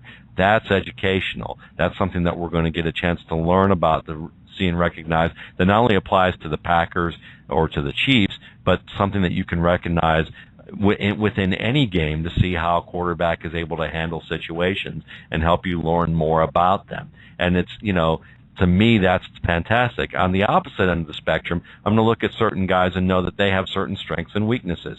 You're not going to want to look to me personally as a news source. I am not a news source. I may retweet things that Gene might bring to light, or that Doug Farrar has done reporting on, or that Evan Silva at Roto-World, who does a great job of being basically a one-man aggregate news source of looking through information and tweeting every 2 minutes. It looks like 24 hours a day sometimes, or at least it seems like that to me. He does a fantastic job of that, and you definitely should be following him. On the other end of the spectrum, I'm going to be more suspect of things that I might see from him when it comes to analysis of plays. It's not because I don't think, it's not because Evan Silva doesn't know the game. I just haven't seen him do a lot of analysis, and the analysis that I've seen, something like, for instance, this week, he did an analysis where he said he watched all 22 film of Mike Wallace, who's a player that he absolutely loves, and he's been unabashed about that. And when he gave analysis, it was saying, well, based on the film, but he didn't provide any photos, of what he was illustrating, with this point, and it was just more general points that you wouldn't know whether he did or not. Now, I trust that he was looking at the film, but my point of it is that I'm not getting a chance to see what why he came to his conclusions. And to me, that's very important. And I would contrast that with Eric Stoner with all 22 film. He showed me his conclusions. And so, it's a new process for all of us, and certainly there may be certain rules in place that Roto World has with showing photos of play-by-play that he's not able to do. So I know that I'm going to go probably elsewhere when it comes to play-by-play analysis, or at least I'm going to want to look at Evan's stuff down the line, over the next few weeks or the next year to see how it changes. And there's a lot of it that's going to be like that. I mean, certainly you're not going to come to me and probably look at me breaking down defensive schemes in a great deal of detail.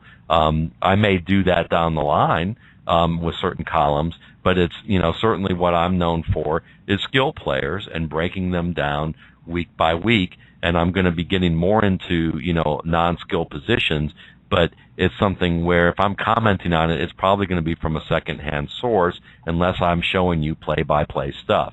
So, that's the long of the short of it really is that you understand where these guys are coming from, what they're doing, and get a chance to learn some of their strengths and weaknesses, and constantly be, if you're really using this as just a tool to help your leagues and not as a social list, and not to want to be popular and add followers and that kind of thing because you have nothing to do other than to win a fantasy football league, constantly be critical of who you're following, and get, create lists, and being able to sort those lists out into categories that are going to help you.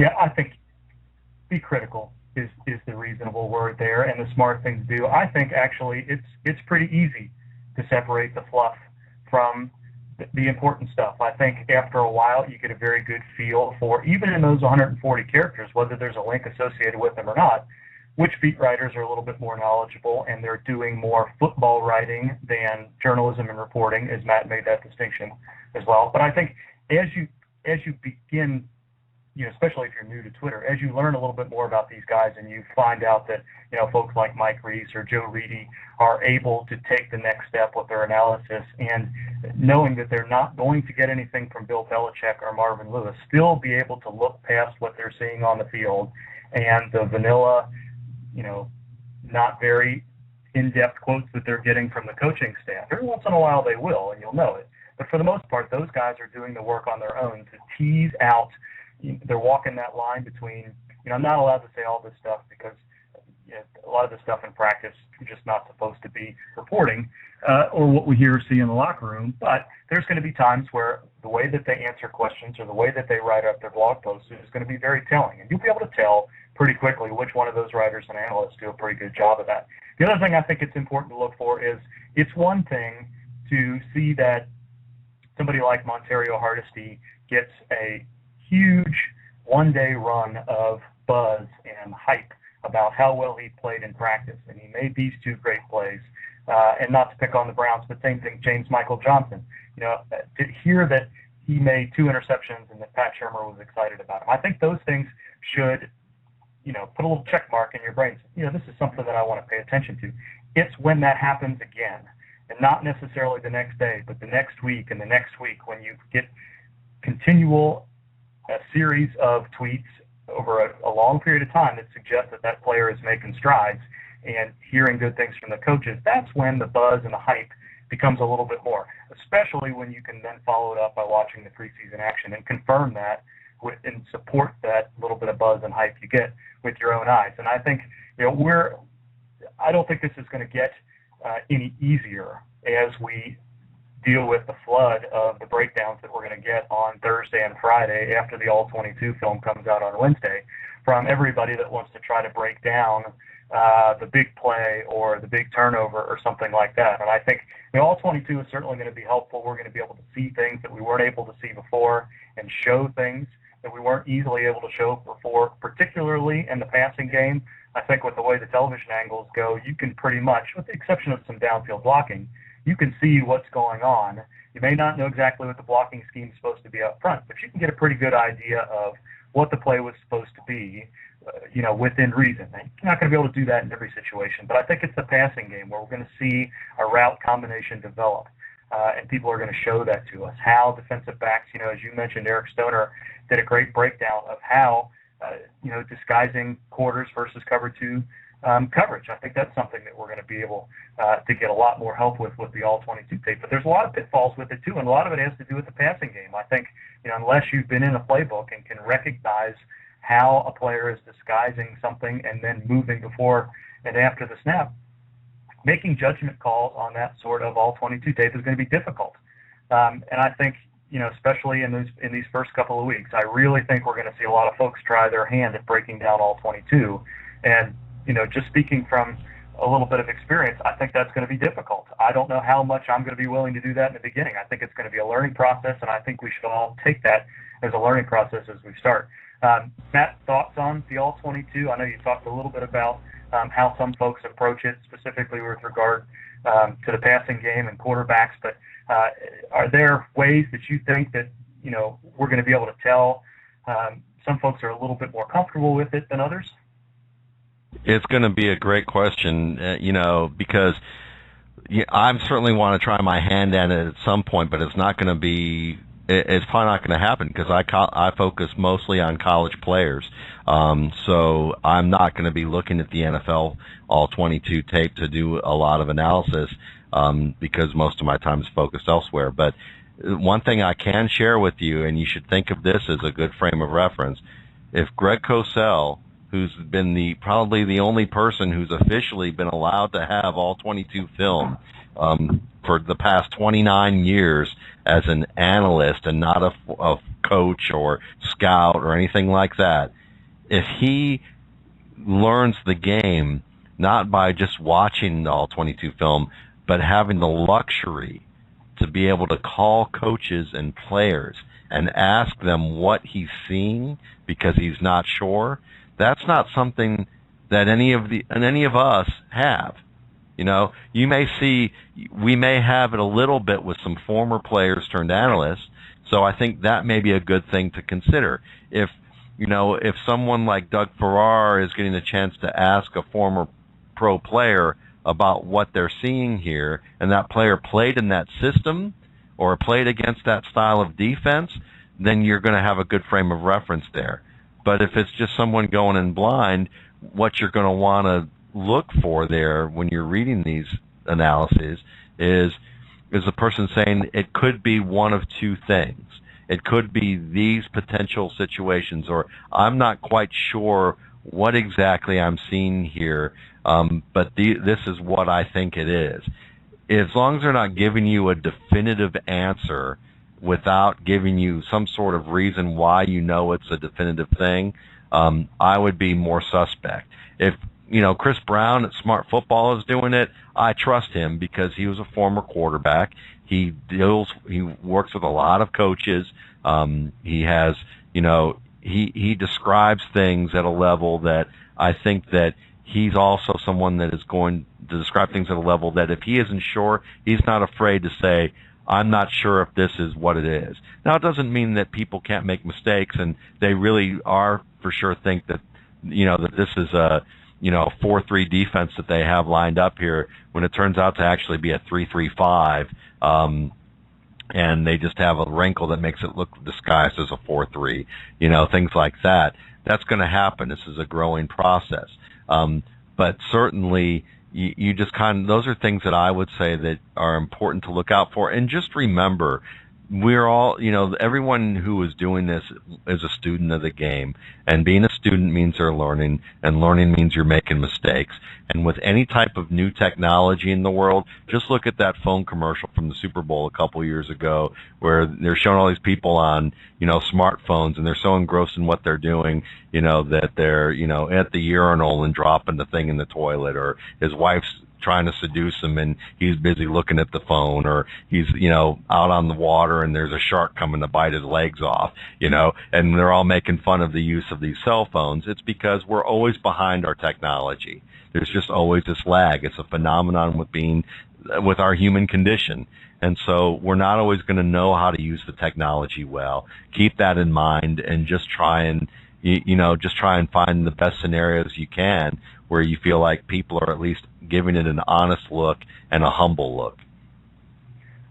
And I think that's an important way to approach this. I think the folks that, give this a shot and are very rigid about it, the folks that say, nobody else can do this but me, I have the scouting background, I have this background, and aren't willing to be flexible about what they're seeing if they're challenged, and not in a trolling way, but if they're challenged on something and they're not willing to hear another viewpoint or can't expand their argument to understand, to help that particular person question them why their thought may be incorrect, or make a further argument on why they believe what they believe. I think those are folks that you may want to have some pause before putting a whole lot of stock in what they have to say, and not to be rigid myself in saying that, but I think, the humility aspect of that, and the willingness to be flexible, and the willingness, even if, you've done this many, many times, to say that, as Greg Cosell says, I may not always be right about what I'm seeing. I think that's going to be an important way to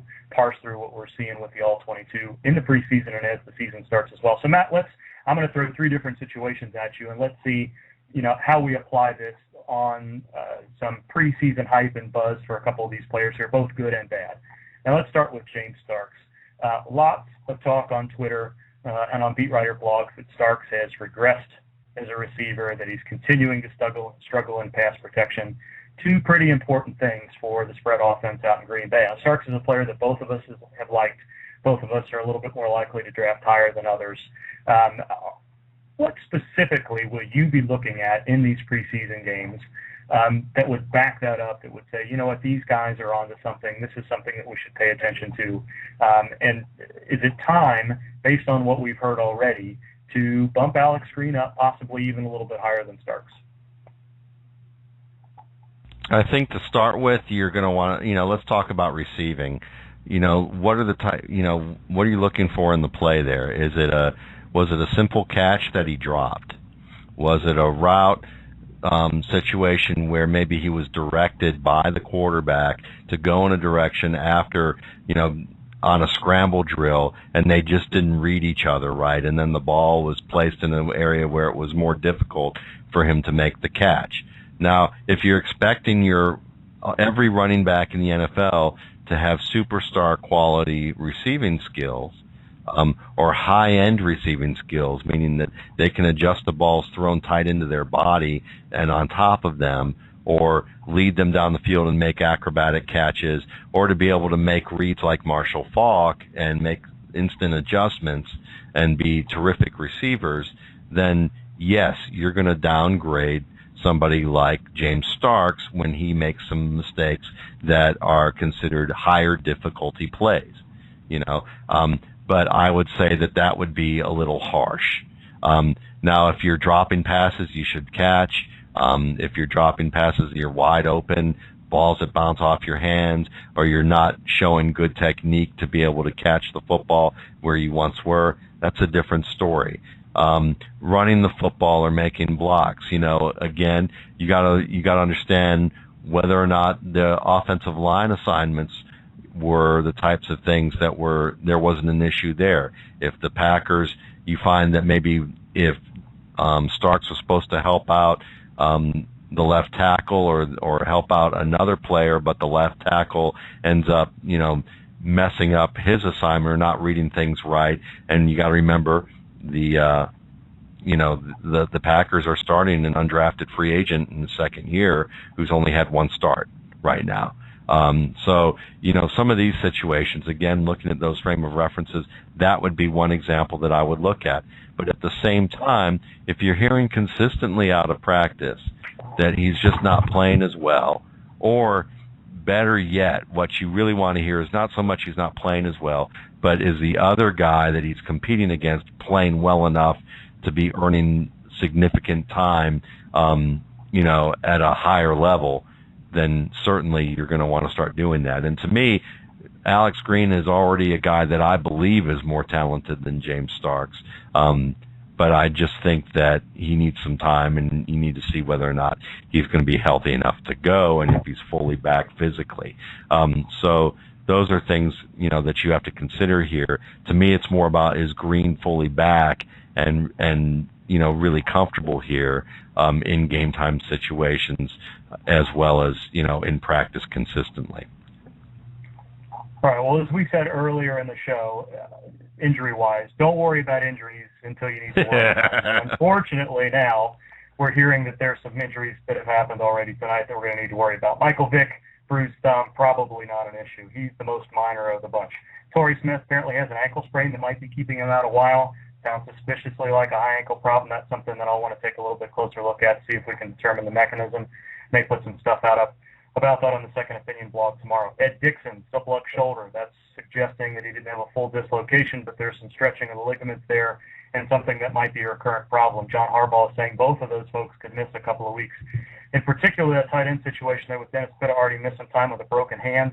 This was Ed Dixon's time to really take hold of that job as an all-around tight end, not necessarily a Rob Gronkowski, but a guy that could both block and get down the field and stretch the field in the middle of the field there. So big loss with Ed Dixon. But the big one, Ryan Matthews, I said one carry, come off the field, maybe nothing more than super precaution. He has a broken collarbone. They're expecting 4 to 6 weeks at this point, and I think obviously he's the most interesting and concerning injury there. We'll probably hear more about that. I think if this 4 to 6 weeks stretches 6 to 8, then, you can't take him in the top 4 necessarily, but I still think that, this is an injury that's necessarily going to cause him to miss the year. And you might see Ryan Matthews slip into a very valuable position later in that first-round draft. I doubt anybody's going to take him in the top 5 anytime soon with this injury and the concerns of him being injury-prone, but he might be slipping into a value position. And since it's not an injury to his legs, it's an injury that when it's recovered should be fully recovered. Not necessarily as big a deal as it might be, talked about in the next couple of days. But Matt, I want to get your take on if they do say that this turns into an 8 to 10 week issue, depending on how significant the break is and how extensive any surgical procedure he may need to plate that may be. Which one of these guys at San Diego do you think might be the most likely to step forward? Are we going to see pretty much a committee hot hand situation? They've got Ronnie Brown out there that they signed late in the free agent period as a veteran pickup. Curtis Brinkley's been there. Some of us were high on Edwin Baker right after the draft as a possibility. Jackie Battle's involved there as well. They've got LaRon McClain, who could do some bruising carries as well. Is this definitely a committee situation, or is there one guy there that if you had to run out and get somebody tonight or tomorrow morning, that you'd be moving on right away? I actually think that Ronnie Brown would be the guy that I would look for right away, just because Norv Turner, I think, likes to use one back. I think that's the thing that he would really prefer to do. And the only reason he split time with Tolbert and Matthews is that he wanted to give Matthews confidence, and he wanted to use him to let him grow into the role. And because he wasn't quite getting it done, Tolbert was playing well enough that let's go ahead and do so. And use more of a committee. But I think that getting rid of Tolbert and just going with Matthews as your guy kind of shows that. And I think that Brown was more of a backup, in that sense. And I think that that's what they're going to try and do. And if they don't see evidence that Brown is capable of handling it, then yeah, you're going to see probably Brown and Brinkley as a mix there. And then with LaRon McClain playing that Tolbert-like role, they're going to try and see what they can mix and match. But I honestly think they're going to just have to figure out as they go along, which makes this a really difficult situation. Right now, I'm downgrading Matthews as a 4 to 6 week injury, probably just behind Steven Jackson as my number. So he'll be like either 10th or 11th on my board among running backs, just behind, just ahead of Darren Sproles, and it just depends if it's a PPR league or not. If it turns into an 8 to 10 week injury, I'm looking at him probably as, somewhere in my 15 to 18 range as a running back, depending on, might even be a little bit lower at that point, because now you're looking at half the fantasy season being over. And, he can certainly come on for you and be a great player down the stretch. But if you're holding on to him in your roster, and you're not trading for him, and he's just sitting there for you, he can be a liability just sitting on your roster unless you just pick incredible depth, and you strike gold early, and you have the luxury to just let him sit there as your other players are doing great.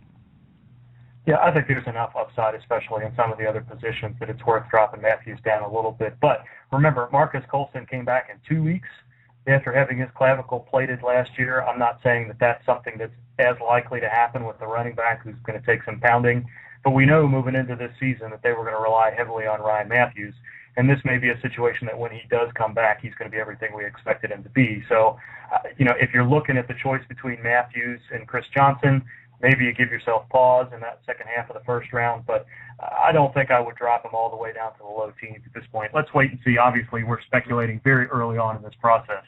Hopefully we'll get some more information as the preseason goes along, and those of you who have drafts in the last weekend of the preseason will have enough information to make a much better and more informed decision. For you IDPers out there, also hearing that Desmond Bishop had a serious injury tonight, being called a hyperextension. Nobody seems very excited about his prospects at this point. Hopefully it's nothing major. Regardless, if you have the ability to go out and pick somebody up, DJ Smith is the obvious target there. DJ filled in very well for Bishop last year when he had an injury that kept him out for a month or so. Smith is arguably one of those guys, like Bishop was a couple of years ago, that when he gets his chance, could be a very productive starting player, both on the field and for fantasy purposes. So keep DJ Smith in mind there. One more player, let's finish off, and then we'll come back and grab a few questions from the Shark Pool there. One player, again, going back to the hype and buzz machine that is the preseason and Twitter, Alshon Jeffrey. What we heard this week was that he was being called by Charles Tillman, who's been covering him practice, another Brandon Marshall in the making. Matt, what do you make of that? Is that a throwaway comment? Is that something that we want to hear about Jeffrey, assuming that they're talking about Marshall's on-field play rather than his off-field issues? Is that something that you pay any attention to at all when you hear something like that, or is that an automatic dismissal as, that's fine, but we have to prove it on the field? Actually, for me, I listen to those types of things, and only because I want to see players kind of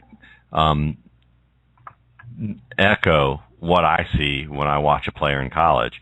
And when I watched Alshon Jeffrey in college, he reminded me a lot of Brandon Marshall. You can certainly see why that would be the case. Maybe I would have called him more like Mike Williams with a little bit more speed or a little bit more athleticism, big Mike Williams.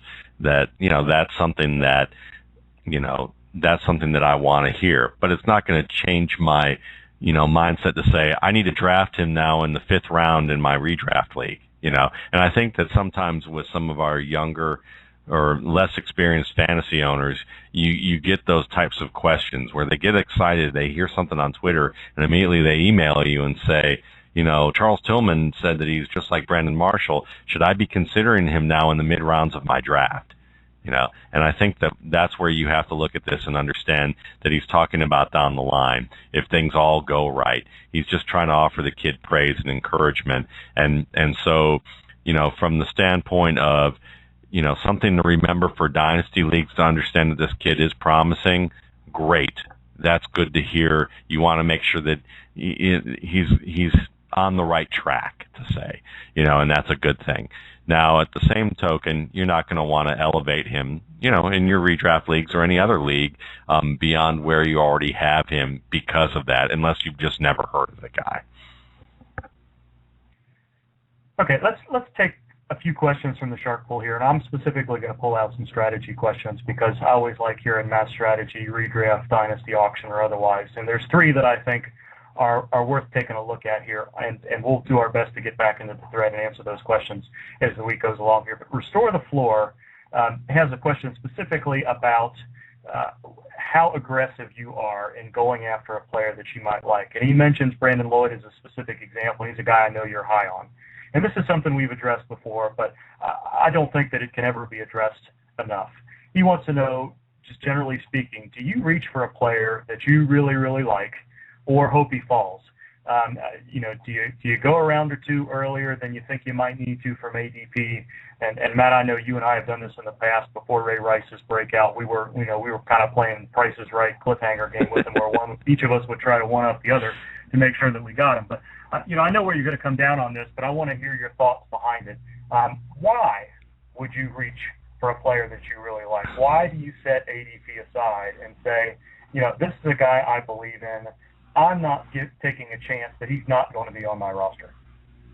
It's a great question, and it's important because, when you listen to, we have such great, readers, listeners, and they consume multiple avenues of content, whether it's at Football Guys or somewhere else, because there's so much good stuff out there. And so you get loaded with, certain types of rules. You get kind of pounded in your head all the time, which is, and so everyone who is, giving this type of advice and talking and reading, they're reading articles. It sounds like you get these kind of rules of that are almost like the value police. We're like the value police sometimes. You don't want to draft this guy before this round. It's never good to draft a player at this stage, or make sure that you don't reach for this. This was an awful reach, those types of things. You got to remember that if you have to trust your projections. That's something that Bob Henry talked about earlier, that he trusts his rankings and projections. He doesn't look at what he sees on the field a lot of times with preseason if he has a good set of, what he's going to be doing. And that's important. If you believe, and we'll use Brandon Lloyd as an example, we have a league right now, Gene, in the IOP league, IDP league that we're in, that you've set up for Football Guys, our staff league. I drafted Brandon Lloyd, I believe, in the third round, okay, which is probably 2 rounds higher than he would have gone in the 16-team league, maybe 1 round higher, depending on who was going to be, in there with Football Guys. But the reason I took him is that I look at his potential and his upside in this scoring system, and the potential for huge plays, and in an offense where I know that he's going to get a lot of targets, even if people are saying, well, it's not going to be, he's going to lose some to Wes Welker or Rob Gronkowski and the multitude of guys. I don't look at it that way. And because I believe that he's going to do well and he has such high potential, I don't want to wait on a player who I think his potential is significantly better than the guys that I might have ranked below him. And if that means that I'm going to have to reach around maybe 2 to be able to get him, especially in a league with savvy drafters and Football Guys where they know that, that there's going to be, that I'm going to have to go a little bit early to get certain guys, then I may have to take that extra step and take that risk to do it. And that's okay with me. If I feel it, because if I hit, then it didn't matter. I got a first-round guy, or I got a second or third-round guy when, other people may have waited a little bit longer. Reaching to me is only a reach as if you mess up. I think that's the best way that you look at it. Is if the guy didn't reach your expectations, then you reached. If he hit your expectations, then you picked him at the right spot. And I think it's as simple as that. I mean, look at the NFL as an example. Bryce Brown, who didn't play but 3 plays last year and fumbled on 2 of them and has only played 1 full season in college football, was good enough that Andy Reid looked at him and said, we're going to draft him, even though probably most teams were waiting for him to be an undrafted free agent because we feel like he was talented enough that we needed to go early on him. If it pays off and he's a contributor or a borderline starter or turns into a star, then that reach was worthwhile for them to pick him in the draft rather than wait. And I think it's just that same concept. Yeah, I think 2 critical points for me. First, I would pay attention to ADP if you think the data is good. And that's important. If you think the data is good. If you're dealing with ADP that you don't trust, that was based on a lot of information from April and May, putting as much stock in those drafts, those mock drafts, and what's going on now, then you're dealing with imperfect information. So the information has to be something that makes sense to you. So, if you've got good data and you're thinking about taking a player 5 rounds ahead of his ADP, well, that's probably not the smartest thing to do. However, as Matt says, and I think that's the other critical point, especially when you draft as I do with tiers, if you think a player belongs in a tier, don't put him in that tier if you're not willing to draft him there. It's as simple as that. Don't pass that player up and take a player from a lower tier at another position or from a lower tier at the same position. It doesn't make any sense. If you think it's a reach for 2 rounds, maybe it is by ADP, but it's not on your draft board. I would rather stay true to my own draft board and my own projections rather than every day that ADP is posted, it's outdated. It's not what's going to happen that day. It's what's happened over those past few weeks. So stay true to your tiers. Make sure that you're using data that's useful, and then go from there. We're not saying that you have to draft Isaac Redman in the 3rd round if you think he's a top 10 player this year, but don't be hesitant to draft him in the 6th or the 7th if he's been going in the 9th or 10th. Be smart about it in that way. Another strategy question. We tend to not talk too much about auctions on this show, but I think there's a good question from Corporate in the Shark Bowl thread tonight.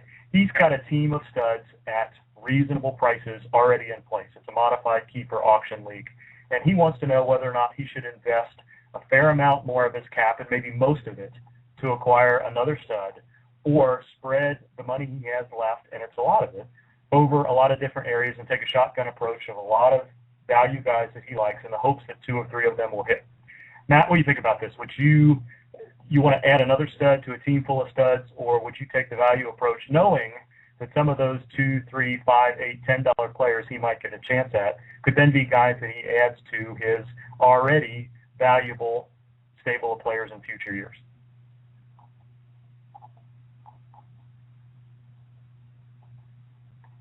When I take a look at the situation, one of the things that I consider is who are those players. So Corporate has Stafford, Graham, Gronkowski, Ray Rice, and Eric Decker. To me, if he has those guys already, that's a nice start of a team, especially if he can start 2 tight ends. He can do that, then to me, he's in a situation where I would probably go for trying to land another top-tier stud, and go in that route, because you already have a really great basis for a team. To me, you can, if you land another great running back, your wide receivers are going to be good enough, even on the low side. If you have to go with the Doug Baldwins and maybe even a surprise like Steve Smith, or a rookie like Kendall Wright, and go with guys, or even lower than that, and go with, some, lower price options, and hope that they hit, you still will probably end up being a very competitive team that will be over the top if you have, a Calvin Johnson-like or Hakeem Nicks-like player complementing Eric Decker as 2 of your 3 receivers. So to me, I like the idea of going that stud, but you just have to make sure that it's the right one for your league and your system.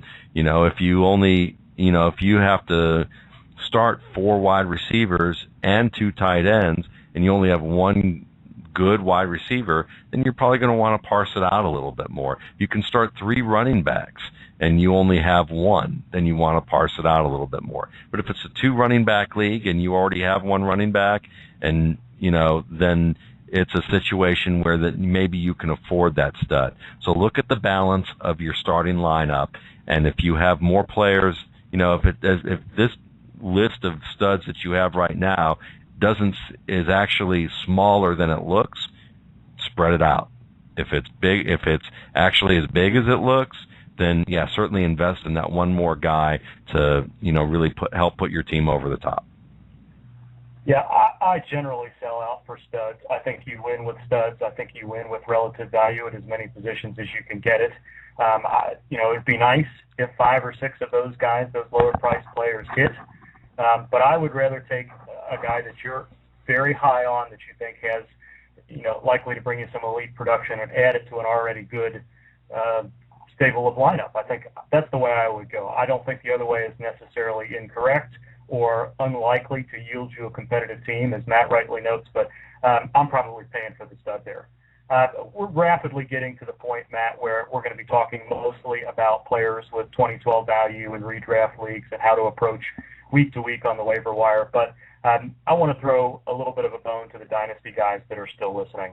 I think this is a critical time. We talk a lot about dynasty leagues before the NFL draft and the immediate weeks after, and how we approach the draft and what trades we should make or who we might want to approach very early in the season before training camp comes. But I think it's a question that I think dovetails pretty nicely with the discussion we had about hype and buzz on Twitter in the preseason games. I want to know if there are specific things that you do as a dynasty owner that is specific to this time of year, just before or just after camp starts, the way you choose to build your roster. There are certain things that you're looking to take advantage of this time of year that you really don't at any other time. Yeah, I think, Gene, I do. And one of the things I'm doing is, monitoring Bob's camp reports, looking at Twitter, looking at the games, and adding players that I already felt like I had a beat on at some level, and seeing if they're reemerging on the radar, and just constantly each day maintaining my waiver wire list claims, dropping players due to injury if need be, or hearing that they're having difficult starts in camp, and the starts are due to things that they've continuously have had issues with. If a guy's always had a weight problem, or if he's always getting into off-field trouble, or yet again has another knee injury that's serious enough that he's going to miss significant time, those types of things that I'm monitoring there. I'm also looking at, I would say, opportunities to trade with owners who don't have the mindset that we've talked about, where they're looking at players and they're excited because of a situation that they hear about and hoping to maybe capitalize on that person's excitement, dangle a player in front of them that they wanted that fits their roster that I know now I can get rid of at a high price, or a higher price than I would otherwise get for them once the season starts, or at least in my opinion that's what will happen. So I guess those are some of the things that I look at. Yeah, and I think that's two things that I try to pay attention to. One, and this all depends on how competitive your league is, how up on the latest news your co-owners and league mates are. I think you can try as best you can to prey on the hype and the buzz that's going on. If you have a player like Montario Hardesty that you've had stashed, but maybe you were considering cutting, if Trent Richardson had a very good preseason, maybe he's a guy that you try to move for something at this point before you see whether or not he's able to keep that buzz that he's got going. Maybe you make a move for an Alex Green if folks aren't paying attention and try to get a guy like that on your roster, or a Keyshawn Martin pulling off the waiver wire. But I think the other thing that Matt hinted at that I try an awful lot to do is to start building those deeper watch lists for the season. Some of these guys that get a little bit of buzz, or you pick up something in the preseason, are going to fade in the early weeks of the year as they're not expected to get a large role. And this goes along with something that another question we had in the Shark Pool. This is the time where you want to start to identify players who might not have a role this year but are likely to explode or have a good chance to explode next offseason. I think that's a critical time to do that in keeper leagues or dynasty leagues. Start populating that watch list for guys that, whether or not you're in a position to contend by the end of the year, that you might want to start stashing before the offseason gets here, especially in those deeper dynasty leagues, or the ones between very short rosters and very deep rosters. If you're in a league that rosters enough to stash a couple of guys, but there's still some folks on the waiver wire, these are the times that you want to take a chance on rostering a Desmond Bishop or a Stephen Tulloch, or similar type of guys, and Emmanuel Sanders in years past, guys that maybe the shine has come off of them from their rookie drafts, but depending on what happens with contracts, injuries, development, all those things, players that you've identified that have the talent to do something more. Matt, real quick, a couple of guys that you might have in mind that we might see something from this preseason, but more from that. Yeah, I would say that Marvin Jones is one of those guys I look at. Bobby Rainey is someone that I'm looking at from that angle. Levon Brazil from the wide receiver for the Colts. Certainly those are all three rookies that I don't expect them to do much this year, at least in the early part of the season, but unless there's an injury. And but later on, there are guys that are probably going to start to emerge. Russell Wilson's another one that I like to look at, or Ryan Tannehill. Even though they're all in the competition for the starting job, I'm really looking at it more as, let's just see how they're evolving, early on, and what's going to come from that. Baron Batch coming back from injury, is he someone that can be a backup for the Pittsburgh Steelers? Maybe not this year, as Jonathan Dwyer and Isaac Redmond seem to be holding down the fort there, but can they do something later on? Can he do something later on, at least make the team, and then make a move after that?